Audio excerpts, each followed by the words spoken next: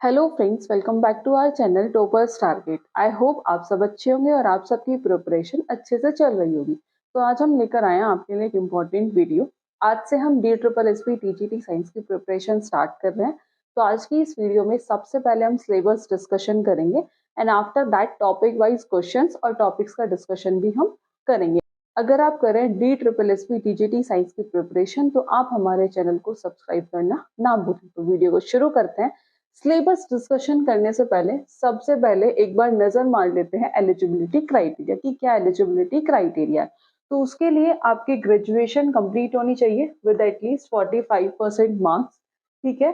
उसके बाद जो नेक्स्ट आता है दैट इज बीएड कि आपकी बीएड क्या होनी चाहिए, कंप्लीट होनी चाहिए। कुछ बच्चों का क्वेश्चन है कि अगर वो अपीयरिंग में है तो क्या वो इस फॉर्म को फिल कर पाएंगे। तो जो बीएड अपीयरिंग में वो इस फॉर्म को फिल नहीं कर सकते क्योंकि जितने भी जॉब ओरिएंटेड फॉर्म होते हैं उसमें आपकी बीएड कंप्लीट होनी चाहिए। आफ्टर दैट जो मेन आता है सीटेट पेपर 2 आपका क्वालिफाइड होना चाहिए। अब जो मेन कंसर्न बनता है दैट इज सब्जेक्ट कॉम्बिनेशन कि क्या सब्जेक्ट कॉम्बिनेशन होगा। तो जो फिजिक्स, केमिस्ट्री और बायोलॉजी है आपने ग्रेजुएशन में एटलीस्ट 2 साल लगातार इनमें से कोई एक सब्जेक्ट 2 साल लगातार पढ़ा हुआ हो।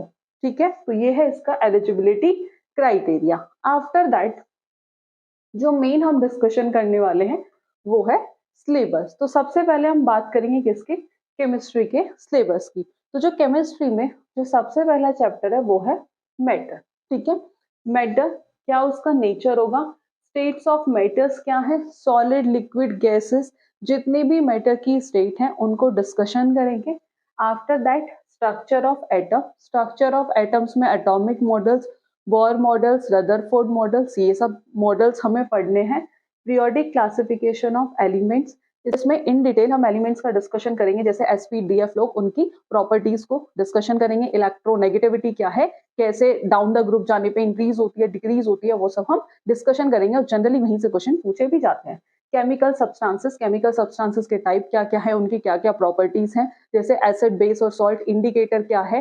ठीक है। तो वो इस चैप्टर में आपका आएगा। उसके बाद बात करते हैं अगर केमिकल रिएक्शन की, तो केमिकल रिएक्शन में आपका केमिकल इक्वेशन क्या है, कैसे हम केमिकल इक्वेशन को बैलेंस करते हैं, टाइप्स ऑफ केमिकल रिएक्शन क्या है, ऑक्सीडेशन क्या है, रिडक्शन क्या है। तो ये भी अपने आप में एक इंपॉर्टेंट चैप्टर है केमिकल रिएक्शन, जहां से जनरली हर बार क्वेश्चंस आते ही आते हैं। उसके बाद मेटल्स और नॉन मेटल्स, मेटल्स और नॉन मेटल्स में हम क्या डिस्कशन करेंगे, दोनों की फिजिकल और केमिकल प्रॉपर्टीज, फिजिकल और केमिकल प्रॉपर्टीज पर डिस्कशन करेंगे। साथ ही साथ इसमें कोरोजन, ठीक है, प्रिवेंशन ऑफ कोरोजन, जहां से आपके क्वेश्चन आते हैं। ठीक है। तो ये सारे टॉपिक्स हम स्टडी करेंगे। आफ्टर दैट कार्बन कंपाउंड्स, ठीक है, क्या क्या प्रॉपर्टीज कार्बन शो करते हैं, man made materials, hydrocarbon, hydrocarbon में एल्केन, एल्कीन, एल्काइन, ये सब स्टडी करेंगे। एल्केन, एल्कीन, एल्काइन और केमिकल रिएक्शंस भी डिस्कस करेंगे। After that chemistry in everyday life. तो ये केमिस्ट्री का सिलेबस है जिससे हम इन डिटेल इनके क्वेश्चंस और साथ ही साथ टॉपिक्स भी कवर करने वाले हैं। आफ्टर दैट नेक्स्ट आता है बायोलॉजी। बायोलॉजी में जो सबसे बड़ा चैप्टर है that is life process. Life process में हम पढ़ेंगे न्यूट्रिशन, ठीक है, मोड ऑफ न्यूट्रिशन, अलग अलग टाइप के होते हैं, ऑटोट्रॉपिक, हेटेरोट्रॉपिक, होलोजाइक्स, वो भी पढ़ेंगे। ठीक है। इसमें एक्सक्रीशंस भी, रेस्पिरेशंस भी, ये सब हम पूरा टोटल लाइफ प्रोसेस जो है आपका, ये अपने आप में एक इंपॉर्टेंट चैप्टर है। सर्कुलेशन, ये सब हमारा किस में आता है, लाइफ प्रोसेस में। उसके बाद कंट्रोल एंड कोऑर्डिनेशन, ये भी एक बड़ा चैप्टर है। रिप्रोडक्शन, ठीक है, जनरली जो रिप्रोडक्शन में क्वेश्चन पूछे जाते हैं वो पूछे जाते हैं फर्टिलाइजेशन से, पॉलिनेशन से। ठीक है। हेरिडिटी एंड इवोल्यूशन, इसमें मेंडल्स के लॉ से जनरली, जैसे इंडिपेंडेंट असॉर्टमेंट से जनरली क्वेश्चन हर बार आता ही है, तो हेरिडिटी एंड इवोल्यूशन से आपके क्वेश्चन आते हैं।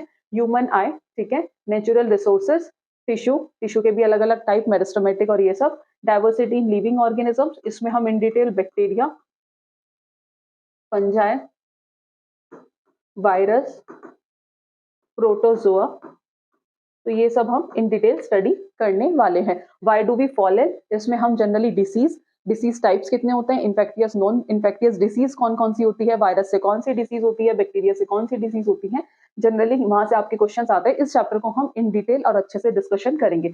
आफ्टर दैट एनवायरमेंट, इकोलॉजी अपने आप में एक बड़ी यूनिट है, यहाँ से आपके क्वेश्चंस भी आते हैं। तो ये था आपका बायोलॉजी का सिलेबस जिसमें life process, reproduction, control and coordination, heredity and evolution, human eye, natural resources, tissue, diversity of living organism, why do we fall ill और एनवायरमेंट। ठीक है, आफ्टर दैट नेक्स्ट है दैट इज फिजिक्स। फिजिक्स में affect of current, ठीक है, light, sources of energy, conventional non conventional, motion, force and Newton's के laws. Gravitation में हम पढ़ेंगे वर्क, एनर्जी एंड पावर, अपने आप में एक बड़ा चैप्टर है ये भी। फ्लोटेशन, साउंड, साउंड से बहुत ज्यादा क्वेश्चन पूछे जाते हैं।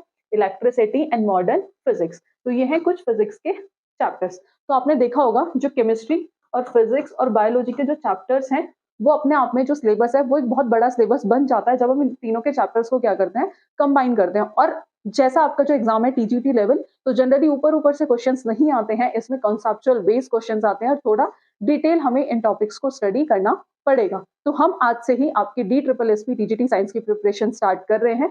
तो आप हमारे चैनल को जरूर सब्सक्राइब कर लीजिएगा, आपको आपके एग्जाम से रिलेटेड डेली वीडियोस मिलती रहेंगी। तो आज की वीडियो में सिर्फ हमने सिलेबस डिस्कशन किया है, अब नेक्स्ट वीडियो में हम कुछ टॉपिक वाइज क्वेश्चंस और साथ में कुछ टॉपिक्स भी डिस्कशन करेंगे। तो आज की वीडियो में इतना ही, मिलते हैं नेक्स्ट वीडियो में नेक्स्ट टॉपिक के साथ। Thank you.